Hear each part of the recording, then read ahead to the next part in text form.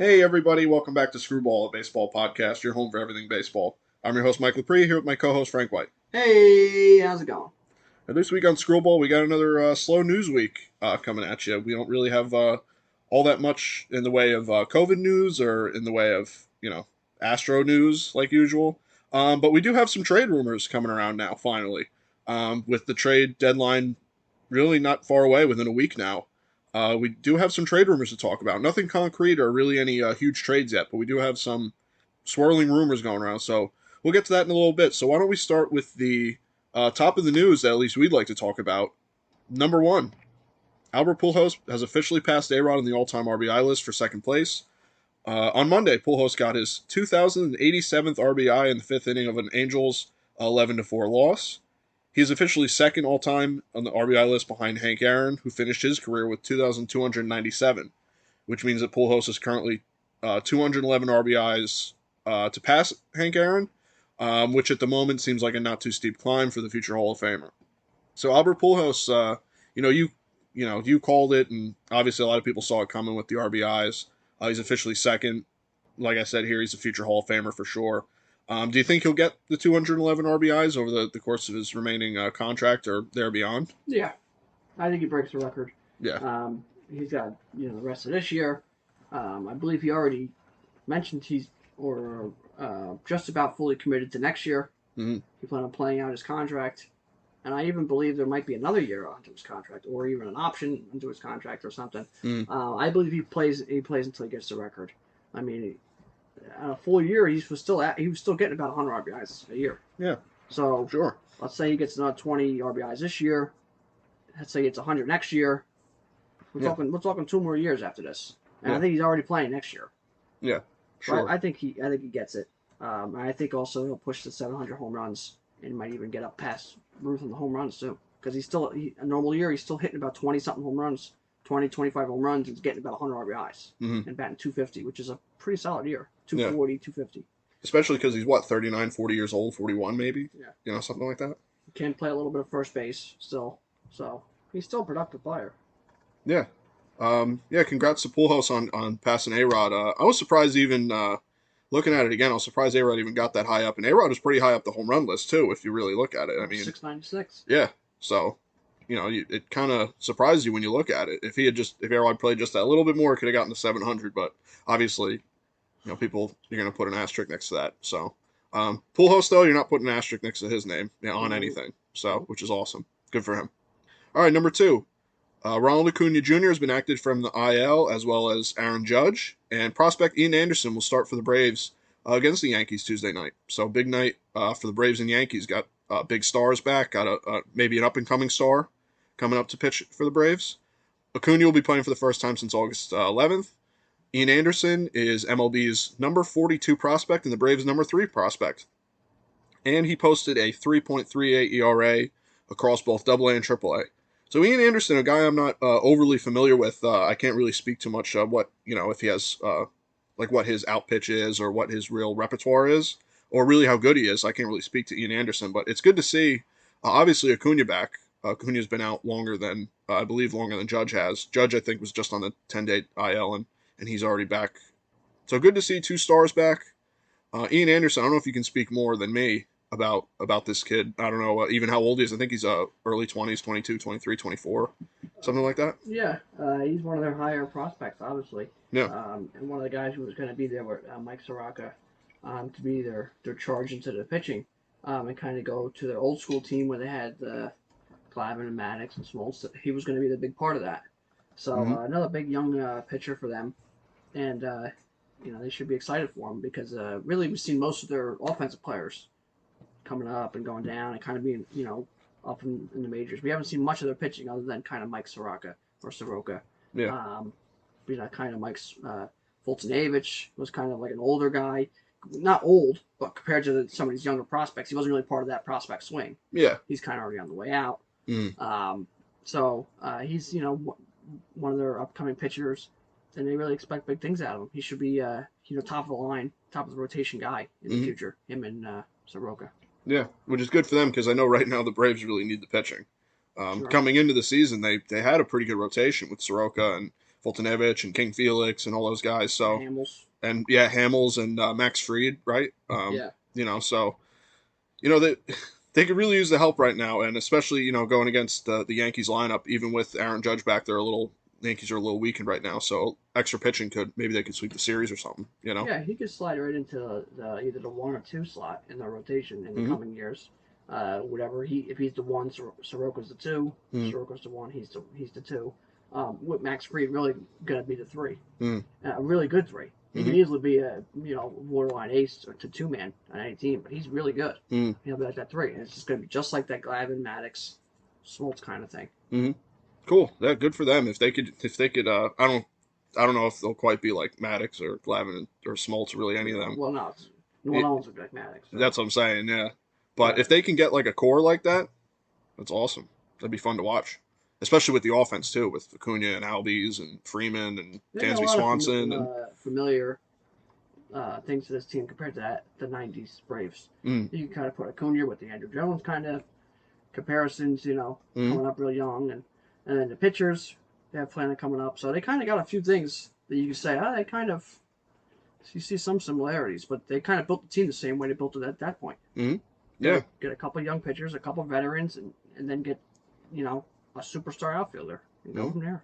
Yeah. So a little bit of similarities there, and who knows if they'll have the success like the team in the '90s. So we'll see. Remains to be seen. Number 3, a little bit of trade rumors, like I alluded to at the beginning of the podcast. So the big story that came out kind of today, or the big rumor, I should say, was Taijuan Walker reportedly being looked at by the Yankees, or some sort of rumor there, which should probably make most sense really for both teams, because the Yankees could use some pitching right now. And Taijuan Walker, the Mariners are looking to be sellers, obviously, so no surprise there with a possible matchup there. The Yankees and the Mariners have matched up in the past quite a bit. Trevor Bauer is questionable right now to be a trade candidate because of how well he's been pitching, and the Reds kind of in limbo. Could they be kind of pseudo sellers? Could they kind of just try to move some big names like that and get some guys, maybe some MLB ready guys, something like that. JT Realmuto, the Phillies not doing all that hot. He's a trade candidate. I've seen him a lot of reports because he's a contract year, so someone could get him for the rest of the season, and then he can decide from there what he wants to do. I saw a report, Lance Lynn. They're going to entertain offers on Lance Lynn. Obviously, he's pitching his ass off this season. He's been, unbelievable for the Rangers. So we'll see if that's a team that's could be selling, or like pseudo sellers. So he would definitely be a guy they're going to get a lot of calls about. Another few guys, Robbie Ray, Mike Clevenger, and Mitch Moreland. Just some kind of more like middle of the road, kind of guys right now that could really make a big difference in a team's lineup or rotation, or especially maybe a guy like Mike Clevenger. I think he's really good. So, but those are some of the guys that I've seen reports on. Is there anyone out of those names like Trevor Bauer, Realmuto, Lance Lynn, anyone that sticks out to you, or really any landing spots you think could be a big candidate? I heard, by the way, before I shoot it over to you, I heard the Dodgers really aren't going to make a splash this season. So a lot of people were hoping, well, maybe the Dodgers will make this another super team type trade, but I heard that they're going to kind of stay on the DL. They're not going to really do much. Yeah, well, I don't know where they can go when Yeah. you keep losing prospects by trading them away. They still do have a pretty good farm system. They still got guys like Gavin Lux who are MLB ready, but you can't trade guys away like that all the time. Mm-hmm. So they have to be kind of lower, and they do have to watch some of the money and some of these old aging players like Kershaw and stuff. Mm-hmm. So it will be hard for them on a shortened year. And when you're doing as good as they are, what are you really looking to add? Yeah. So, you can look at Bauer. I just don't know what Bauer, how many teams he could fit in with the way he goes about things. Mm-hmm.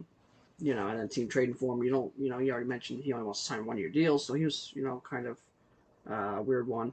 Yeah. Taijuan Walker, I always liked Taijuan Walker. Yeah. I always liked him. Mm-hmm. Diamondbacks, I got a rookie card. I always thought he was a high potential guy.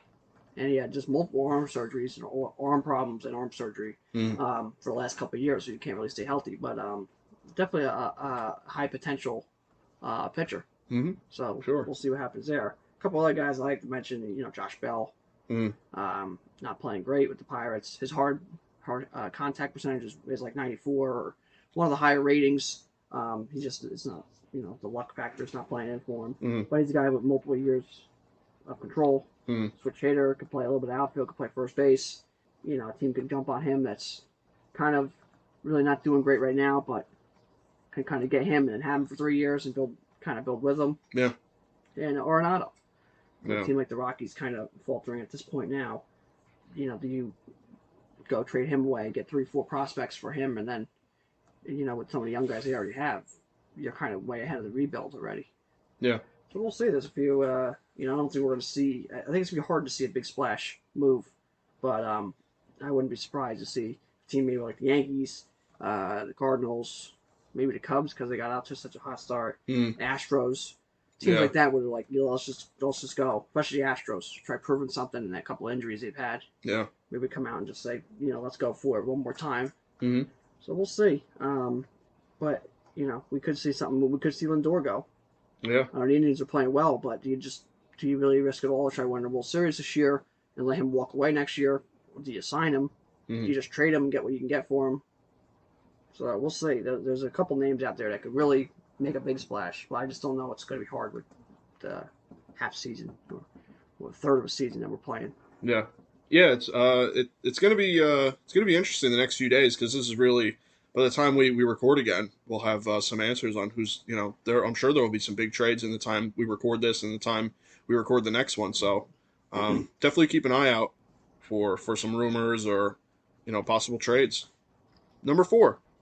This is just some general injury updates. Unfortunately, Yordan Alvarez out for the season. He's got knee surgery. We talked a lot about Yordan Alvarez, and we were happy last week. We've seen him come back and smash some home runs, and so unfortunately he couldn't stay healthy, and he's going to be out the rest of the year.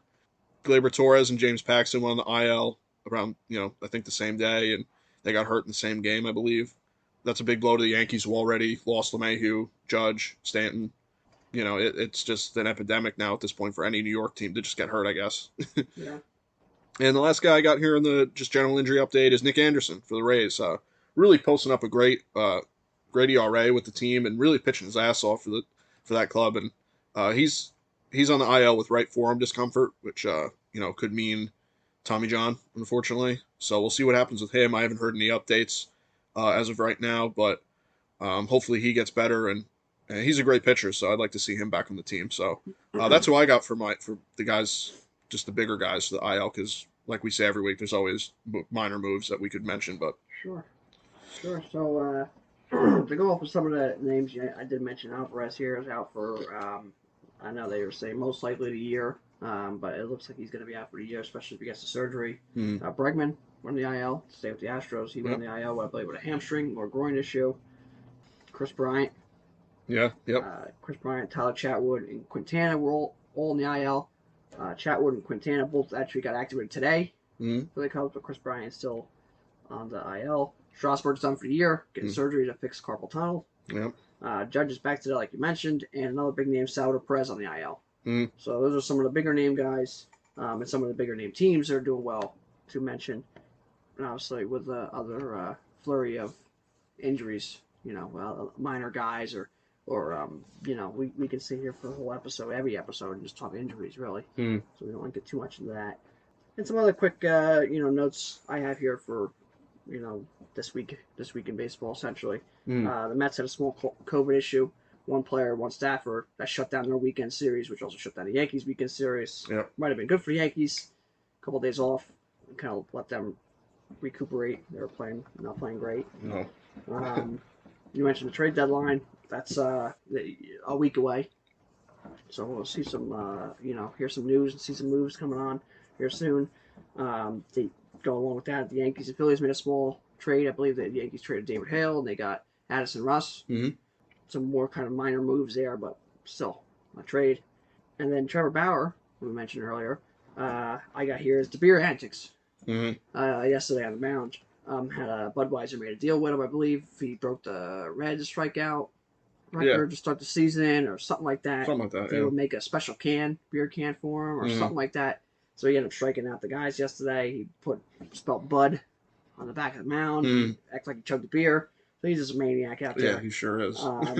And he also was going to wear the cleats. Joe Kelly. MLB didn't like that. I'm sure they wouldn't, being Astro fans. But Yeah, Bauer kind of, people you see things Bauer for commissioner and stuff like that. He is a Yeah. little crazy. Some of the stuff like the Budweiser thing he did, I didn't really mind it too much. Mm. It wasn't like a blatant thing on the mound against the batter or anything like that.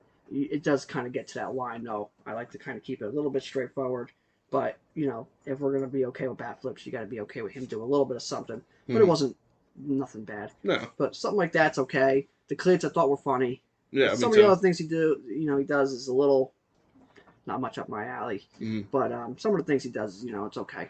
Yeah. But you just got he's crazy. Yeah, he's off the wall for sure. Yeah.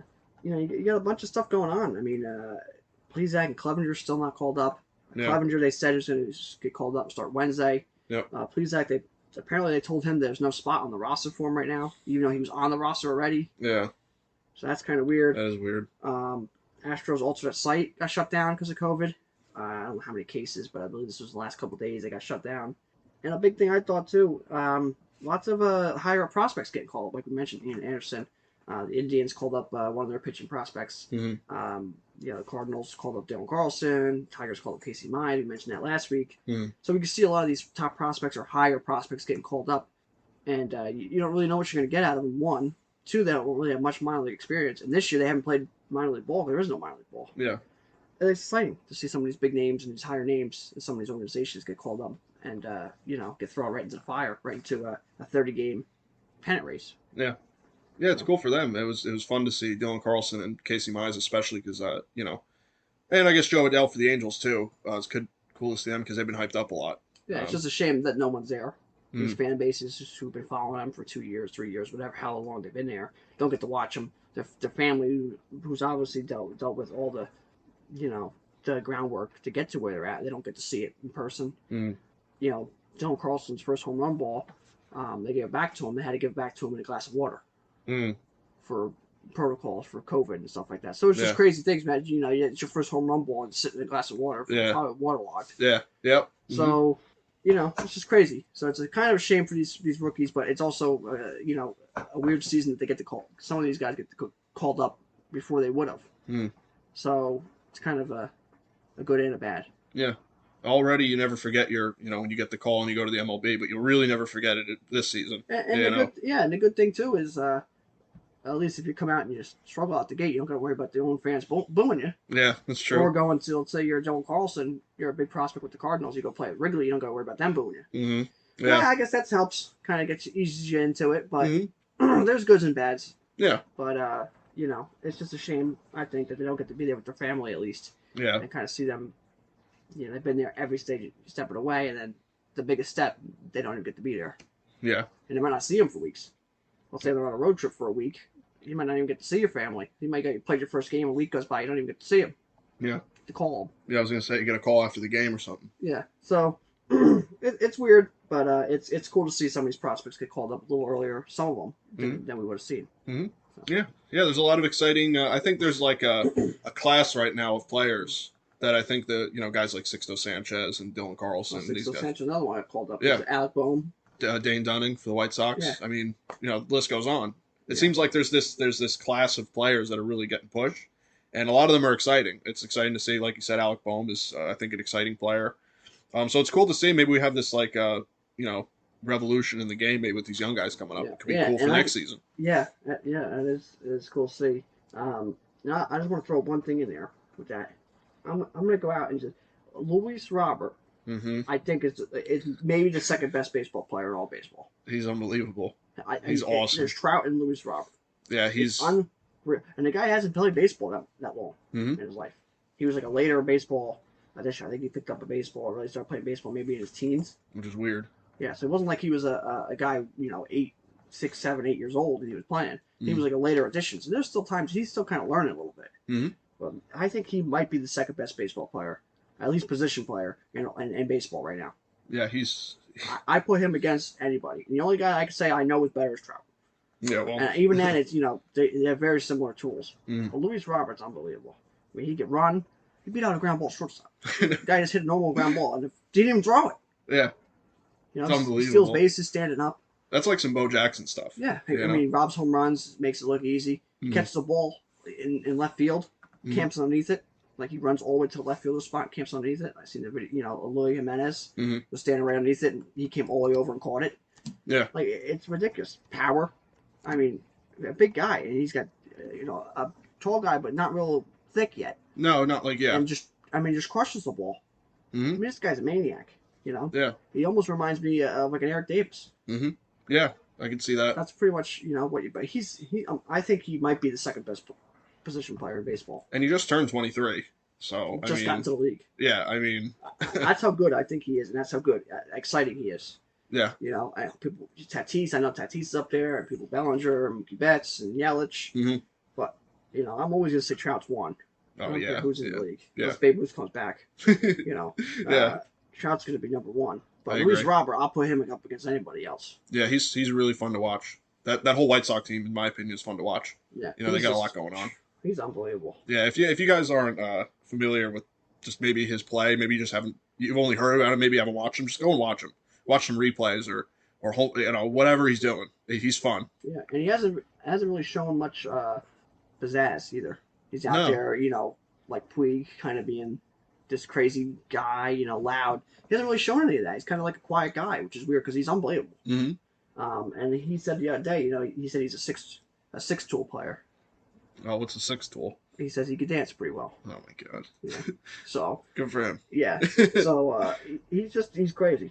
I can't. I can talk about him all day. I see him play. It's ridiculous. He runs all over the place, hits the ball a country mile. He could probably hit the ball 400 feet and catch at the same time. Probably, yeah. Like I said, like some Bo Jackson stuff. Yeah. He's crazy. Yeah. Go check Luis Robert. He's awesome. I love him.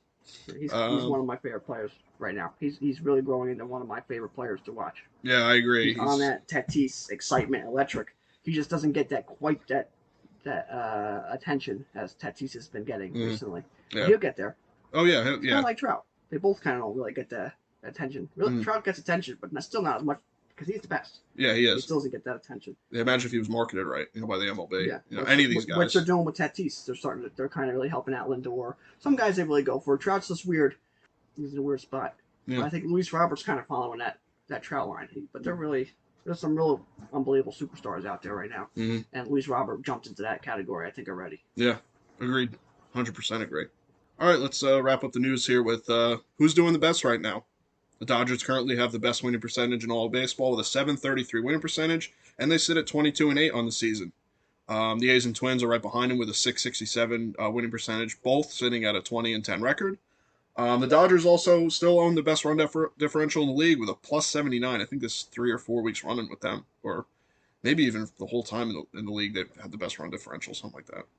The Rangers currently, though, own the worst run differential with -45. I was a little surprised to see the Rangers, the -45, have the worst because the Mariners and the Pirates, I mean, I would have thought it was one of them. But, the Rangers currently own the worst, which is unfortunate for them.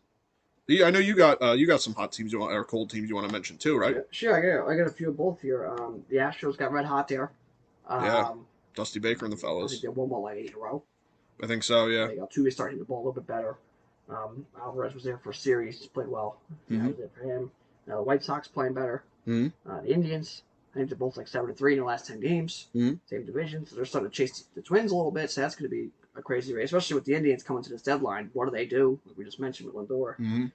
Dodgers obviously been, steadily just being dominant. Mm-hmm. Padres got hot. Yeah. They go along with Tatis and Machado and have the record for 4 straight games with a grand slam to Padres. Yeah, I think so. Yeah. And 5 out of 6 games with a grand slam. Yeah, it was like Tatis hit one, Machado hit one, Hosmer hit one, Cronenworth hit one. Yeah. Mm-hmm. So I think they have the record now. 4 straight games with a grand slam. I guess the MLB record. Unbelievable. So there's a few of the hot teams. Some of the cold teams, the Rockies, they were going against the Astros for like a 3-4 game series. They're ice cold. Mm. The Reds still haven't really, they're not really, real cold, but they're not playing nowhere near what they should. But we'll see because they could easily, get together here and play to the talent that they have. Yeah. The Rangers aren't playing well, Mm-hmm. as you mentioned. Worst run differential. Angels are really playing bad. I think they have 8 wins. Yeah. I think they're in the basement. Yeah. And that's with the Mariners and the Rangers in there. Yeah. That's not good. No. The Marlins have been struggling a little bit. I think they're like 3-7 or 4-6 in their last 10 games. Yeah, coming back down to earth a Yeah. little bit. And you really could throw the Yankees in there too because they really haven't played well in their Yeah. last games that they played. Rays swept them, yeah. At Yeah. home, which is first time since 2017. Yeah, and then they go well with some of the injuries. They're really not, they're not really not playing well. No. But yeah, those are some of the hot and cold teams that I, just want to throw out there. Mm-hmm. All right. Then I guess that moves us well into our next segment. Who's hot and who's not. So why don't we start off with who's hot players? Some really exciting stuff going on with the hot players this week. There weren't a whole heck of a lot of hot guys though. Not as much of a big week to pick from. But obviously we'll start with the two players of the week. Jose Abreu. What an unbelievable week he had. 577 average, 7 homers, 15 RBIs. I mean, don't get much better than that, especially the series he had at Wrigley. Against the Cubs. Yeah. The Windy City, the crosstown rivalry. Yeah. You can't really, you can't really have a better series against a better opponent unless you're in the World Series. Yeah, that's true. It's like if you're gonna play, you gotta play good in the World Series. And you gotta play good against the Cubs. Yeah. If you're a White Sox fan, and the other way around. Yeah, if sure. you're the Cubs, it's either you play good in the World Series, and you gotta play good against the White Sox. That's just the way it is in a lot of these big rivalries, but especially that interleague crosstown series right there. Yeah, and Jose Abreu might be one of the most underrated hitters in the league. I mean, he's that's like I said with the White Sox, they just got fun guys. He's an RBI machine. Yeah. Oh 110, yeah. 120 every year. Boop, boop, boop, boop, Yeah. boop. His defense is a little below average, but he hits 270, 280 average, 30 home runs, and 120 RBIs every year, even when they were struggling. Just consistent. Boop, boop, boop, boop, boop. And he's always in the lineup. Yeah, a little underrated there. Jose Abreu, I'm glad he got Player of the Week. The NL Player of the Week is number 2, Manny Machado. Batted .478 with a .556 on base and a .1556 OPS. Machado had a great week. The Padres, just in general, had a great week. I would have thought, I don't know how well he hit for the week, but Tatis, I wouldn't have been surprised if they put him there if he had a good week, just because they're loving a whole lot of Tatis lately, especially with the whole the controversy with the 3-0 swing in and all that stuff going on with him. So he's kind of big in the news right now. Number 3, Anthony Rendon, quietly hitting unbelievably lately, especially that Angels lineup that Angels team in general ain't doing great. But Anthony Rendon batted .500 this week with a .500 on base and a .1031 OPS. Number 4, Miguel Sano.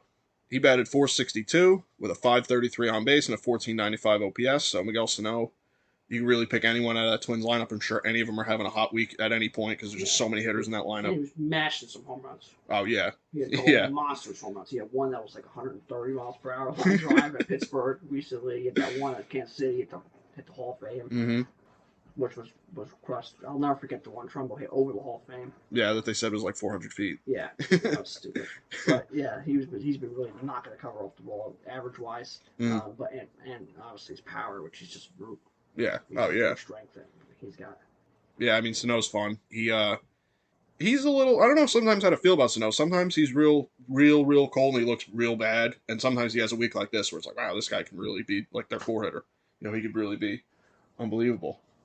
All right, number 5, Kyle Lewis, who has just really had an unbelievable year in general. I think has had real big success in the big leagues there.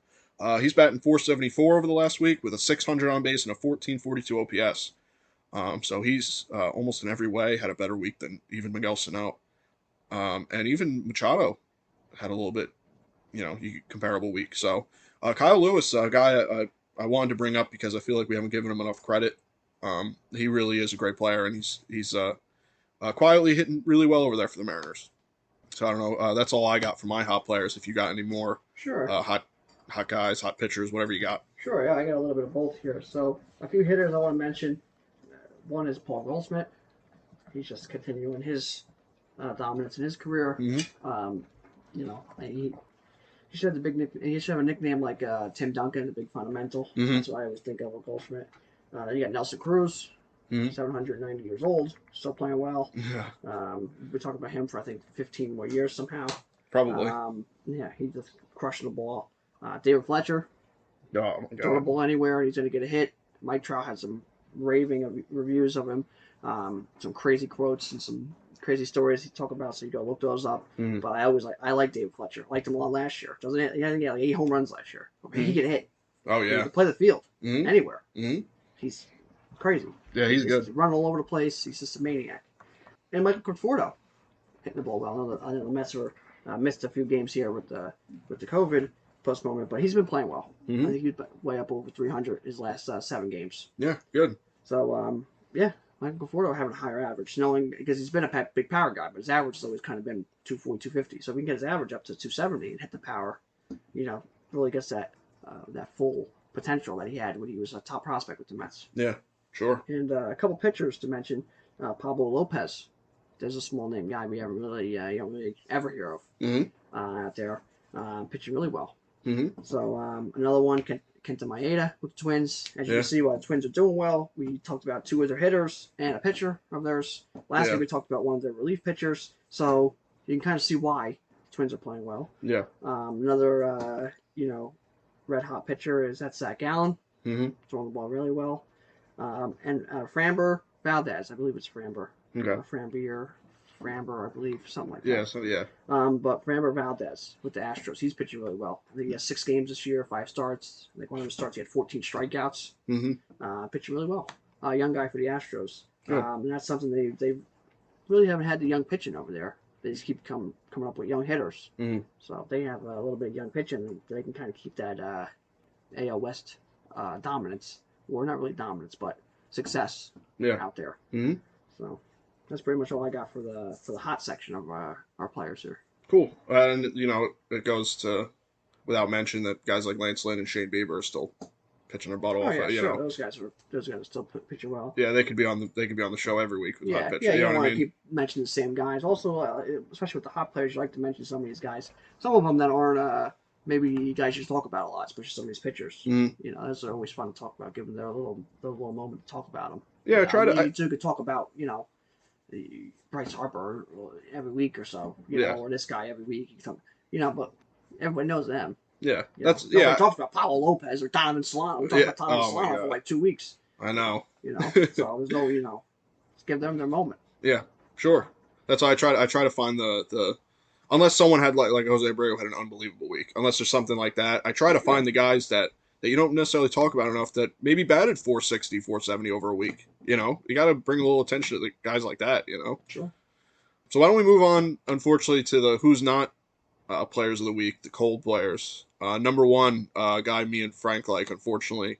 We always talk about this is kind of his MO, is to be real hot and then real cold. Jose Ramirez is the first guy I want to mention. At a 100 average last week with a 206 on base, a 339 OPS, just not great in really any way. No. But, I mean, he came out of the gate hot, which we said it was either you're coming out of the gate hot or cold, and then it's going to switch, so here's the cold part. Yeah. He's crazy. He is a great player, though, so I wouldn't be surprised if he's, because he does this stuff, too, where he stays cold. Well, you just don't know. Yeah, that's it. You just keep running him out there. You're like, he'll figure something out. Yeah, you hope, yeah. But you just don't know. But somehow he ends up, at the end of the year, 270 average, 30 home runs, and like 20-something stolen bases. And you're like, all right. Yeah, the route there is unconventional, but he'll get there. Yeah, sure. Number two, a bit of a surprise. Maybe the only time I ever see this guy on the cold list, Mike Trout. Didn't really have a great week. Only batted 154, 313 on base, a 582 OPS. So OPS and on base is still a little, was all right, but he didn't bat great at all. I don't think he had many, if any, home runs, RBIs. So Trout, not a great week, but it's still Trout. So I didn't expect to see him on the list at all, let alone this week. No, you're not worried about him, no. Number three, guy who Frank loves, his average really hasn't been great. Matt Olson did not have a great week. He had some weeks where he had a low average, but the home runs were there. So it's kind of like, do you put him on the list? Is he cold? Is he not? What? But they're winning. Oh, yeah. So that's what he's going to say. You ask him, he's playing bad. Well, we're winning. Yeah, what does it matter? Yeah. He had a 120 average this week with a 241 on base and a 561 OPS. So not really great out of him. Not a lot of power this week. It looked like I think he only had 2 home runs.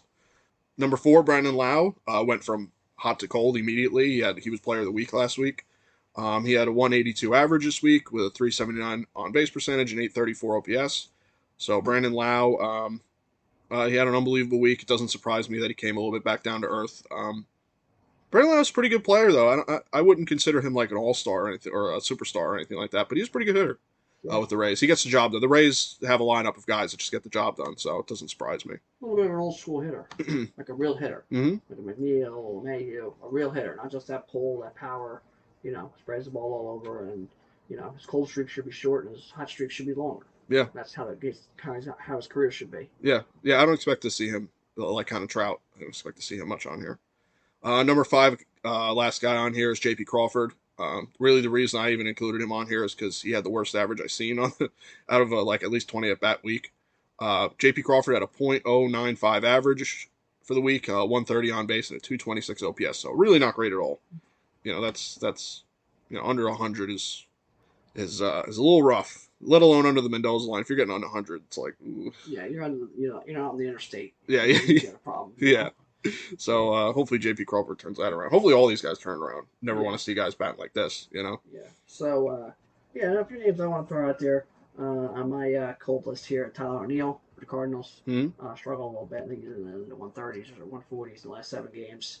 Shohei Ohtani obviously pitched terrible when he was pitching this year, and his hitting has not been great either.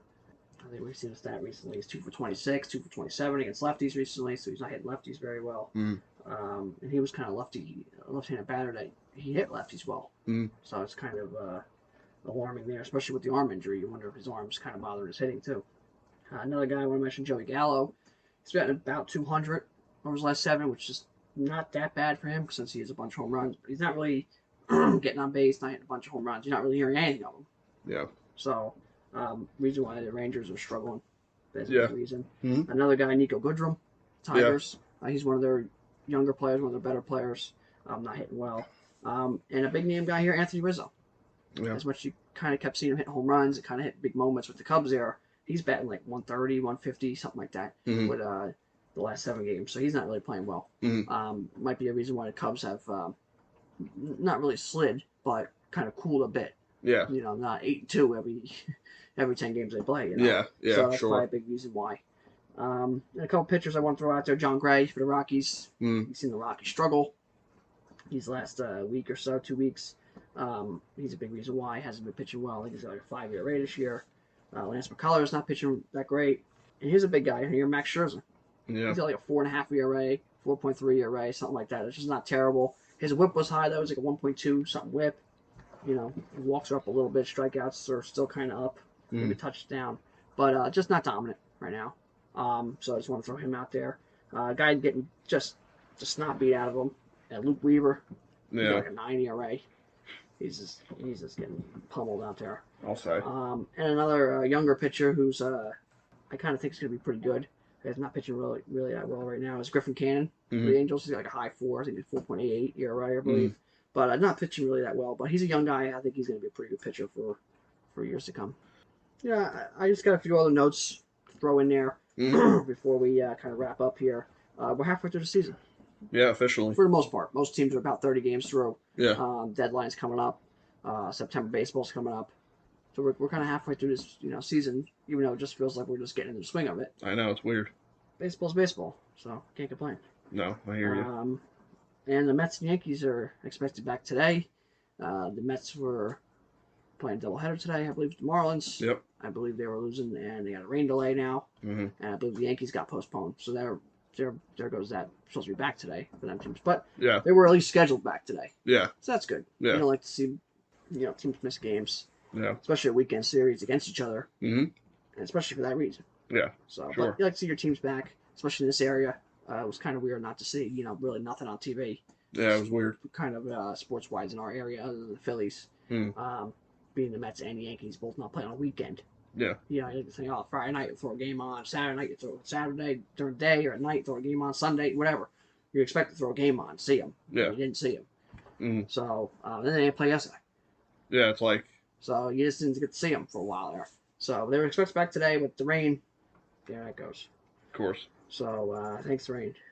But that's pretty much all I got here for the week and some notes we got. I don't know if you got anything you want to throw on here or add. No, the only other thing, I didn't look too much into it, but I seen it just passingly when I was doing the news, was There's something with the Hall of Fame vote got delayed for the live era or the modern era, like kind of. Like the committees. Yeah, the There's committee's a not. bunch of committees they got. That's I couldn't even. Live That's why I ball, didn't. dead ball, Exa- golden era committee. They have a bunch. that's why I didn't even include it because I was like, I don't know what these committees are. I don't know. But there was a vote pushed back, I think, till 2021 or something like that, because they have to meet in person. That was the thing. They have to meet in person to decide. So that got pushed back. That was the only other thing I had lingering in my head. Yeah. Other than that, I don't think there's anything else that I I got. think they scheduled the Little League Classic again for next year too. Yeah, I I seen that. believe I can't remember the exact team. I believe the Angels and Indians. I think. I'm not sure. That's I believe I've it's the seen it Angels. passingly. I believe it's the Angels and Indians, but they did schedule another Little League Classic next year, which is nice to see. Yeah. But yeah, there's stuff kind of always going on, even stuff in the background or behind the scenes. So Yeah, the Field of Dreams thing and the Little League thing is cool. I like those. The little I don't know what to call it, like events. They got they play at a different stadium, and it's yeah, kind of cool to keep attention to yeah, some teams. and it markets the game a little bit, especially to a younger crowd in Little League. Yeah. You go there. I mean, obviously those kids already like baseball. They're playing baseball Mm-hmm. at like almost a professional level. Yeah. Being on TV, Mm-hmm. just not getting paid for it, but being on TV, they're playing at the highest level where they can possibly play. Yeah. But to see the families get to meet, especially next year. I mean, hell, if it's going to be the Angels and Indians, let's say the teams stay the same. You're seeing Trout, you're seeing Rendon, you're seeing Otani, you're seeing Pujols, Mm-hmm. Justin Upton, David Fletcher. Indian side, you're seeing Lindor, Jose Ramirez, Mm-hmm. Carlos Santana, maybe Please Clevenger, Shane Bieber. I mean, there's some superstars on these teams. Oh yeah. You're a young guy, young kid playing Mm-hmm. baseball, and you're going to see those games. One, you get to see a game that only maybe a couple thousand people get to go to because it's at the Little League Classic. Mm-hmm. But you get to meet some of these players and talk to them, get autographs, and hang out with some of these professionals, Mm-hmm. and really kind of see them as a human. Yeah. And not as a superstar on TV, as 6'6" monster. Feels like, It does leave an impact, for sure. So, and it helps, like I said, it helps market the game. So it is nice to see that they are working on that. Yeah. Our last little thing here for the episode is our trivia question. Yep. And this is a pretty basic one. And it goes along with Pujols passing A-Rod on the RBI list. Mm-hmm. And chasing the all-time record. And the trivia question is, when did the RBI stat become an official stat? So the answer to that is 1920. You go, well, that's a long time ago, so you don't have to worry about too many records or, people's stats kind of being affected by that. Mm-hmm. But in 1920, it became an official stat. The rule was kind of vague at first. Mm-hmm. It was kind of up to the scorer's decision to give an RBI or whatnot. It really was pretty much how it is now, Mm-hmm. but there was still a little bit more discretion or vagueness. Yeah. Mm-hmm. Discrepancy. In 1931, the rule became more how it is now. Mm-hmm. It was more like this is kind of how you get an RBI. Yeah. So 1931, it really became like this is the guidelines. So what this does though is it really does affect our record books. Mm-hmm. And that's because Babe Ruth unofficially has 2,214 RBIs. Okay. And officially, he has 1,992 RBIs.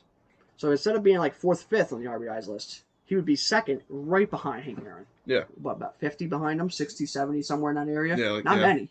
No. Like a season's worth. Yeah. Like a month for Babe Ruth. Oh yeah, for Ruth. Yeah. But yeah, so that really does affect kind of our record book. Sure. And a quick little fact here. This is unbelievable. Mm-hmm. This is an unbelievable fact. So, since they didn't have RBIs until 1920, you can look at Baseball Reference or any of those sites. They'll show you his RBIs, and they'll show you his unofficials, but if you really want to get his official stats, they won't be there.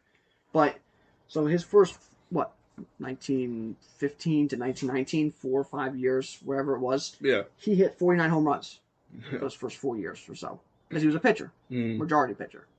So those years, he had 49 home runs. He had 0 RBIs. So how about that? I love that. He had 49 home runs and 0 runs batted in. He had 49 home runs, 49 runs, and 0 RBIs. Exactly. Because his RBI stat did not become official until 1920.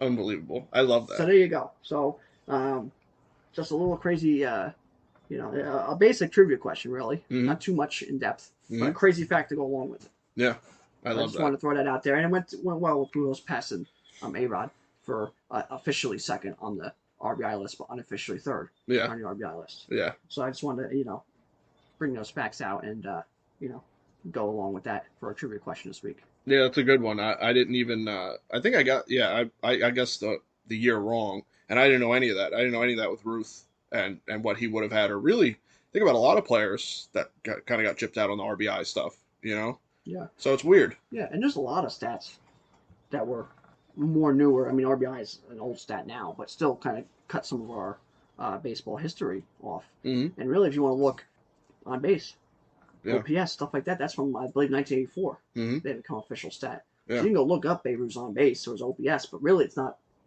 it wasn't official. Yeah. It wasn't like a real stat they kept at that point. Hmm.